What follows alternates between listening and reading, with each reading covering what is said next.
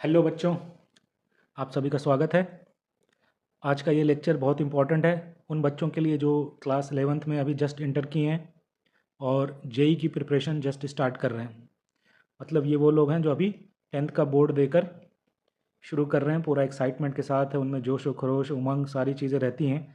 नए बच्चों में बड़ा अच्छा फील होता है जब आदमी 10th बोर्ड देने के बाद जेई की तैयारी करना शुरू करता है। तो उनके लिए ये लेक्चर है और ये बहुत इंपॉर्टेंट है, तो इसको पूरा ज़रूर देखिएगा। इसमें मैं बताऊंगा कि एक चीज़ जिसका ध्यान रखना है आपको। वैसे आपको तो बहुत सारी चीज़ों का ध्यान रखना है, लेकिन मैं एक इम्पॉर्टेंट चीज़ पे फोकस करने वाला हूँ जिस पे आपको ध्यान देना है तैयारी के दौरान या पढ़ाई के दौरान। तो सबसे पहले मैं इसके लिए एक एग्ज़ाम्पल लेता हूँ। आप लोग सभी लोग लाइब्रेरी जाते होंगे, है ना। लाइब्रेरी का यूज़ सबने किया होगा। तो आप जब लाइब्रेरी गए होगे तो आपने ये पाया होगा कि जो भी बुक्स होते हैं वो बहुत ढंग से सरियाए हुए होते हैं लाइब्रेरी में। लाइब्रेरी क्योंकि बहुत बड़ा होता है, उसमें 4-5 बिल्डिंग्स हो सकते हैं, 4-5 फ्लोर हो सकते हैं हर बिल्डिंग में। और उसमें अगर आपको कोई एक पर्टिकुलर बुक ढूंढना हो, तो अगर एक पैटर्न नहीं होगा, एक तरतीब नहीं होगी, एक तरीके से उसको नहीं रखेंगे तो आप कभी ढूंढ नहीं पाओगे। ठीक है। तो ढूंढना बहुत मुश्किल हो जाएगा। तो एक पैटर्न में सजाया जाता है। हो सकता है सब्जेक्ट वाइज रहता है पहले कि सारी फिज़िक्स की किताबें एक जगह, केमिस्ट्री की किताबें एक जगह, मैथ्स की किताबें एक जगह। उसके बाद फिर टॉपिक वाइज कि मैकेनिक्स की किताबें एक जगह, ठीक है, थर्मोडायनेमिक्स की किताबें एक जगह।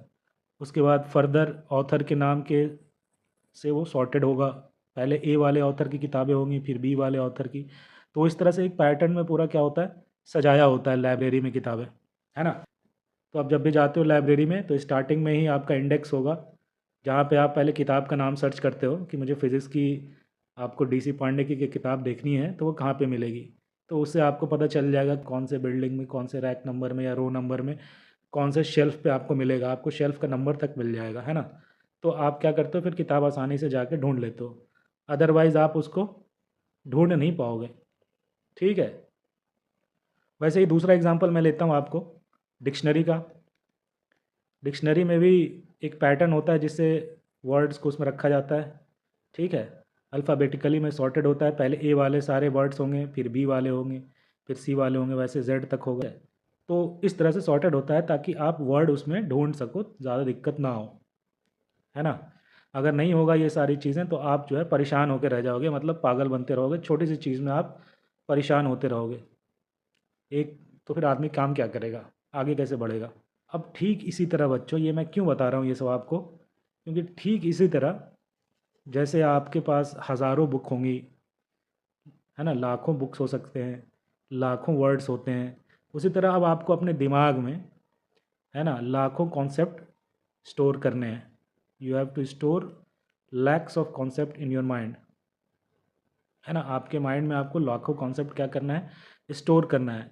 तो उसको भी अगर आप ढंग से नहीं स्टोर करोगे, एक पैटर्न में एक अच्छे से नहीं स्टोर करोगे, तो क्या होगा, सब हौच पौच हो जाएगा। फिर आप क्या सॉल्व नहीं कर पाओगे प्रॉब्लम।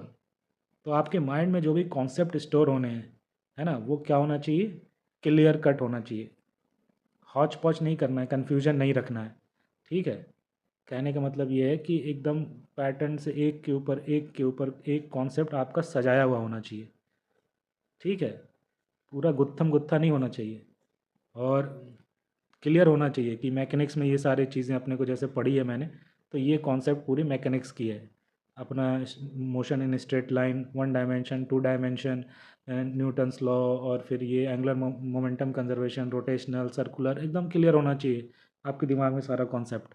उसी तरह मान लीजिए आपने थर्मोडायनमिक्स पढ़ा, तो थर्मोडायनमिक्स के भी आपके सारे लॉज और उसके कॉन्सेप्ट्स सारे क्लियर होने चाहिए।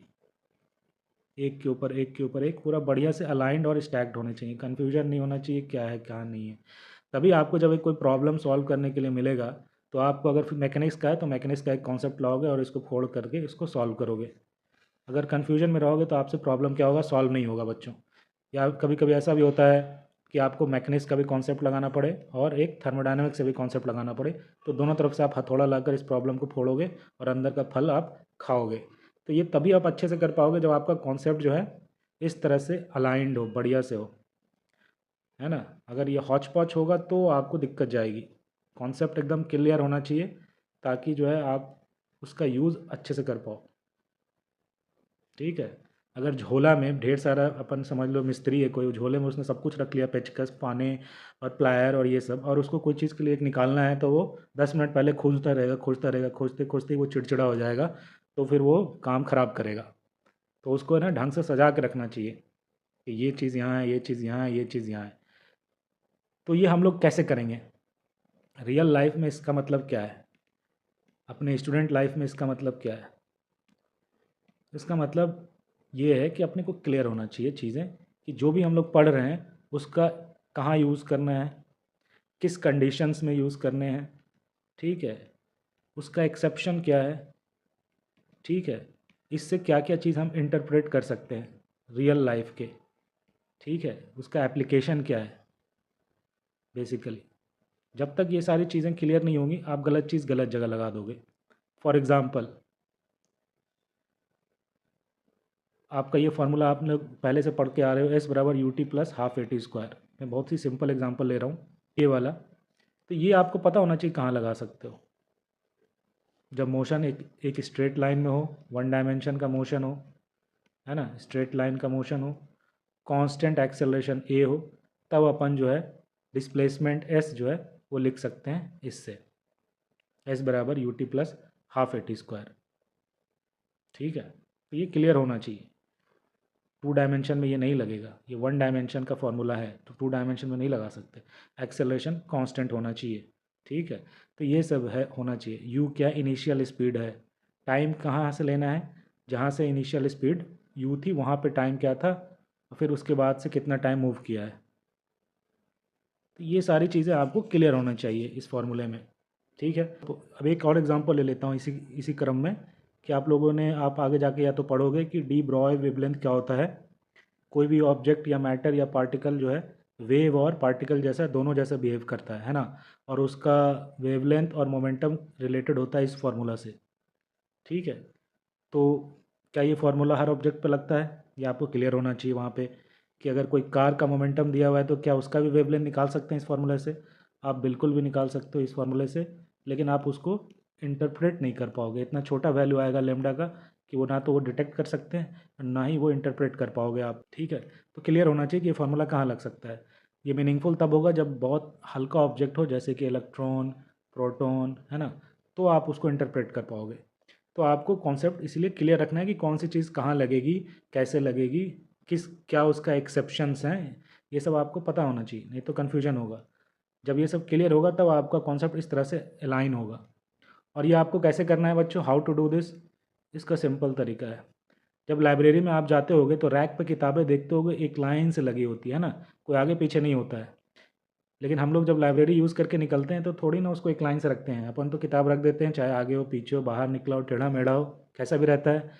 तो क्या हो क्या रहा है, हमारे जाने के बाद कोई स्टाफ आता है और उसको पूरा अलाइन करता है, किताबों को सीधा करता है, ढंग से रखता है। हमें भी वो स्टाफ वाला काम करना होगा। वो कैसे करना है बच्चों, वो करना ये है कि जब आप कोचिंग से आओगे, ठीक है, कोई भी चीज़ पढ़ के, कोई भी लेक्चर होगा, उसके बाद वो वाली चीज़ आप बुक से रीडिंग दोगे। ठीक है। रीडिंग इसलिए नहीं दिया जा रहा है कि आपको नया कुछ सीखना है, या हम तो सब कुछ पढ़ ही आ चुके हैं, अब ज़रूरत नहीं है। फिर थोड़ा उस पर सोच विचार करके, थिंकिंग इंपॉर्टेंट है, बैठ के सोचिए कि जो बुक में दिया हुआ है और जो लेक्चर में हमने पढ़ा है दोनों टैली हो रहा है कि नहीं हो रहा है। तो इससे आपका कॉन्सेप्ट बच्चों सही हो जाएगा। फिज़िक्स के लिए है, मैथ्स में भी आप प्रॉब्लम सॉल्व कीजिए तो आपका वो चीज़ अलाइन होगा, क्योंकि मैथ्स में रीडिंग की ज़्यादा ज़रूरत नहीं पड़ती है, तो उसमें आप वेरियस प्रॉब्लम सॉल्व कीजिए। ठीक है। थोड़ा रीडिंग भी दीजिए बुक को, और उसका डेरिवेशन पे ध्यान दीजिए कि वो डेराइव कैसे हो रहा है। ठीक है। फिज़िक्स में तो बहुत सारे कॉन्सेप्ट डायरेक्ट थ्योरम से आते हैं, लेकिन मैथ्स में बहुत सारी चीज़ों की डेरिवेशन होती है, उसके डेरिवेशन पे आप ध्यान दीजिए। ठीक है। बिल्कुल, आप अगर कोचिंग से पढ़ के आ रहे हो तो कोचिंग अगर अच्छा है तो आपको उसने ऑलरेडी सारा कॉन्सेप्ट पढ़ा दिया है, तो आप कहोगे कि रीडिंग की क्या ज़रूरत है। आप रीडिंग, ये अलाइनमेंट वाला काम है। स्टाफ जो बाद में आके बुक्स को अलाइन करता है ना रैक में, और कितना सुंदर दिखता है, ये वो काम करेगा रीडिंग। जब आप रीडिंग दोगे तो आपको नया कुछ नहीं सीखना है, बल्कि जो रीडिंग जो आप पढ़ रहे हो, जो उसमें कॉन्सेप्ट बता रहा है, क्या आपने जो लेक्चर में जो सीखा है उससे वो चीज़ एक्सप्लेन हो रही है, वो चीज़ समझ में आ रहा है क्लियर कट। अगर वो समझ में आ रहा है तो आपने लेक्चर में से जो कॉन्सेप्ट आपने बनाया है वो बढ़िया अलाइंड है। और अगर नहीं समझ में आ रहा है या कुछ दिक्कत है तो आप उसको बैठ के सोचो और ठीक करो फिर अपने लेक्चर में जो सीख के आए हो। इस दोनों की मदद से अपने किताबों को, अपने कॉन्सेप्ट को अलाइन करो। तो ये तरीका होता है कॉन्सेप्ट को ढंग से अलाइन करने का, उसको अच्छे से सीखने का। जो भी लेक्चर में पढ़ाया जाए उसको आके बुक से रीडिंग दीजिए। जितनी अच्छी बुक होगी उतना अच्छा आपका कॉन्सेप्ट अलाइन होगा। ठीक है। जैसे फिज़िक्स में एस.सी. वर्मा पढ़ लीजिए, उससे आपका बढ़िया कॉन्सेप्ट सही हो जाएगा। या फिर और आपको आगे आगे जाना है तो रेसनिक एंड हेलिडे पढ़िए, हालांकि उसकी ज़रूरत नहीं पड़ेगी, इतना काफ़ी है। लेकिन ये पढ़ा बुक की रीडिंग देनी पड़ेगी 2-3 बार, ताकि ये कॉन्सेप्ट आपका बढ़िया से अलाइन हो जाए, अच्छा दिखे, नीट हो जाए। नहीं तो आप जब कोचिंग से पढ़ के आते हो तो आपका कॉन्सेप्ट वैसा ही रहता है जैसे हम लोग किताब रख के जाते हैं, टेढ़े मेढ़े इधर उधर, कोई कोई वर्टिकल रखा हुआ है तो कोई हॉरिजॉन्टल रख के चले गए हैं उसके ऊपर, जिधर तिधर रहता है। फिर एक स्टाफ को आके अलाइन करना पड़ता है, तो वो काम हमें करना ही पड़ेगा रीडिंग दे करके, और थोड़ा उसको रीडिंग देने के बाद तो आपका कॉन्सेप्ट अलाइन होगा। तो आज मैं यही आपको बताने आया था।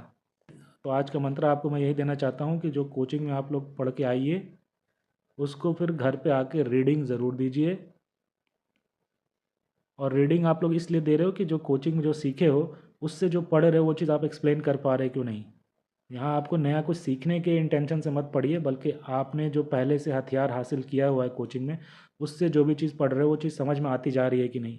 अगर समझ में आती जा रही है तो बढ़िया आगे बढ़ते जाइए, नहीं समझ में आ रही है तो थोड़ा सा रुक के आप थिंकिंग कीजिए और फिर थोड़ा कोचिंग के कॉन्सेप्ट को अलाइन कीजिए, सही कीजिए, और फिर उसको एक्सप्लेन कीजिए, कोचिंग के कॉन्सेप्ट को सही कीजिए और इस दोनों को आपस में ठीक कीजिए। ठीक है। ऐसा आप करोगे तो आपका कॉन्सेप्ट बहुत बढ़िया स्टैक्ड होगा और आपको प्रॉब्लम सॉल्व करने में कोई भी दिक्कत नहीं होगा। ठीक है बच्चों, तो इसका आप लोग ध्यान रखिएगा। आज के लिए इतना ही। और मैंने मैथ्स के कुछ लेक्चर, वीडियो लेक्चर बनाए हैं, जो कोई देखना चाहे लिंक डिस्क्रिप्शन में दिया हुआ है। काफ़ी लेक्चर्स मैंने लिए हैं, सेट से शुरू किया था मैंने एकदम बेसिक से। तो जो बच्चे जस्ट 11th क्लास में इंटर कर रहे हैं वो उसको देख सकते हैं, बहुत बेसिक लेवल से पढ़ाया मैंने। आज के लिए इतना ही बच्चों, थैंक यू।